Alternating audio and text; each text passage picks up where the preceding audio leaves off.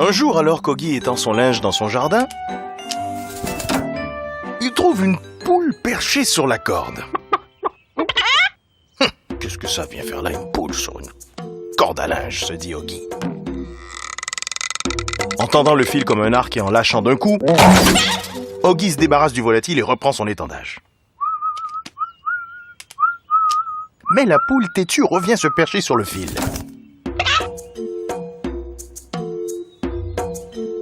Agacé, Oggy tente de la chasser par le même procédé, mais cette fois, la volaille s'accroche et c'est le linge d'Oggy qui va faire un tour dans les airs. La poule, elle, reste attachée à la corde à linge. Pépère. Oggy fait de grands mouvements pour la chasser. Fait le chat sauvage, en sautillant sur place et en crachant. Oggy abandonne. On tape sur son épaule. Il se retourne, c'est Bob, son voisin. Il est pas très content, Bob. Il lui ramène les slips d'Oggy qui lui sont tombés sur la tête. Oggy se retrouve étendu avec son linge. La poule se colle contre lui et roucoule. Visiblement, Oggy s'est fait un nouvel ami.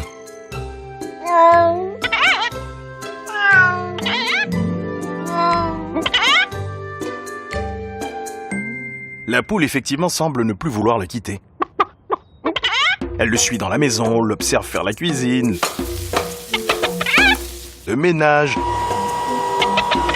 l'accompagne dans la salle de bain, le suit au cabinet. Elle le suit même jusque dans sa chambre, où elle se perche au pied de son lit et s'endort.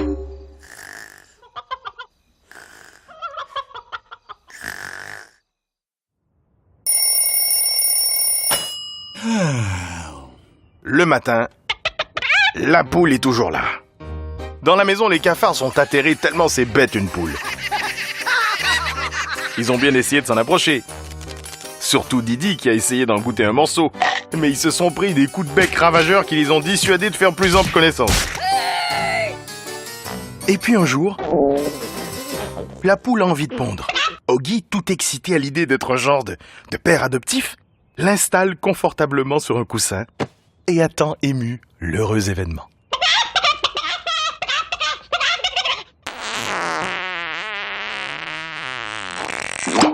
Ça y est, la poule a pondu.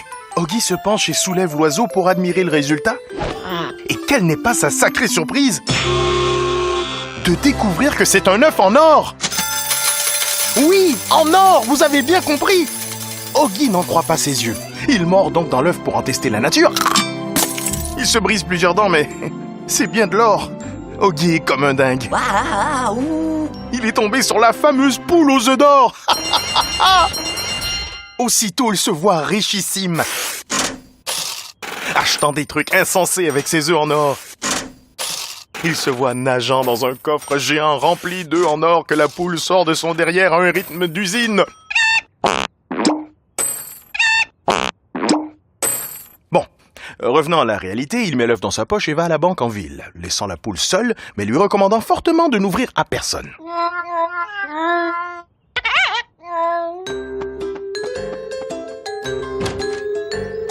Une fois Oggy sorti, Joey, qui a vu l'œuf d'or, veut essayer de kidnapper Flo, la poule. Ça, c'est un super nom de poule. Flo. Il appelle ses potes. Ils essaient d'abord par la force. Ils y vont en bande avec un lasso. Didi, par derrière, lui mord la patte pour la faire avancer. La poule devient folle et s'enfuit en battant des ailes. Joey est toujours accroché à sa corde. La poule volette entre les éléments de cuisine, tournant au dernier moment, ce qui projette Joey sur les placards, où il se prend tout ce qui traîne et finit dans le mixeur.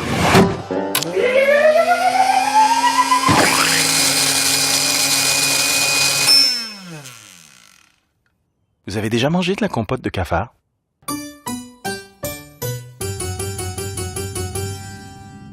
De retour dans leur QG, Joey explique à l'aide d'un tableau noir le prochain changement de tactique.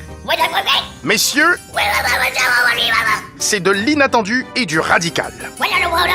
Joey décide de voler les œufs d'or de l'intérieur. c'est une bonne idée. Pour cela, il suffit de se laisser gober par la poule. C'est tout. Les autres cafards sont pour le moins perplexes. Joey demande un volontaire en brandissant une magnifique tenue de ver de terre, mais les deux autres cafards refusent. C'est donc Joey qui s'y colle. Il passe son déguisement de ver de terre et marche jusqu'à la poule. Au début, celle-ci le regarde d'un drôle d'œil. Alors Joey se met à ramper et à se tortiller sur le sol. Tel un repas appétissant pour une poule. Oui, je sais, c'est ridicule. Mais ça marche. Oui, il se fait gober sans autre forme de procès. Joey est projeté par un toboggan naturel jusque dans l'estomac de la poule.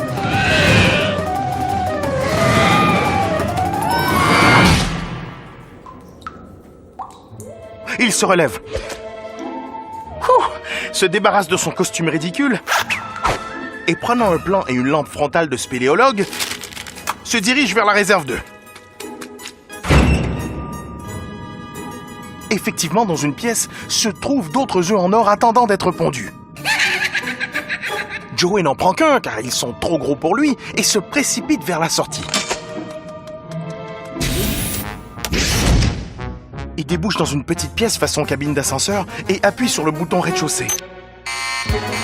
Aussitôt, le sol se dérobe sous lui et il est éjecté dans un nouveau toboggan. À l'extérieur, Flo, qui bouquinait tranquillement, a un de surprise.